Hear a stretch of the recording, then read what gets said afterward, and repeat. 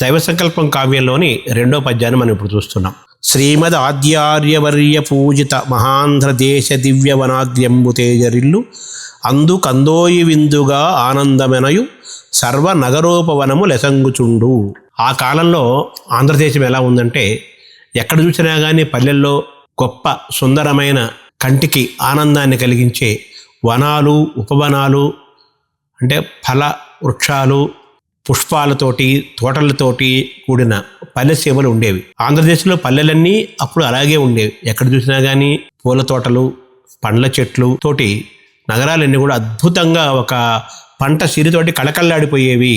అటువంటి నగరాలంటే పల్లెని కూడా అర్థం చేసుకోవాలి మనం. ఆంధ్రదేశంలో అప్పటి పల్లెలు గొప్ప పంట సిరులతోటి, ఫల వృక్షాలతోటి, పుష్ప పరిమళాలతోటి ఎక్కడ చూసినా కానీ చాలా కంటికి కలకల్లాడుతూ కందోయి విందుగా ఆనందమనయు, కంటికి విందును కలగజేస్తూ ఆనందాన్ని కలగజేసేటట్టుగా ఆ పల్లెలు ఉంటూ, ఆంధ్రదేశం అనగానే గొప్ప వాళ్ళు మొత్తం ప్రపంచంలోనే, భారతదేశంలోనే చాలా గొప్ప పేరు, గొప్ప వాళ్ళందరూ కూడా ఎంతో కీర్తించేటట్టుగా, పూజించేటట్లుగా మన ఆంధ్రదేశము అంటే మన ఆంధ్రప్రదేశము, మన ఆంధ్ర రాష్ట్రము ఉందని కొప్పరపు కవులు దైవ సంకల్ప కావ్యంలో వర్ణిస్తున్నారు.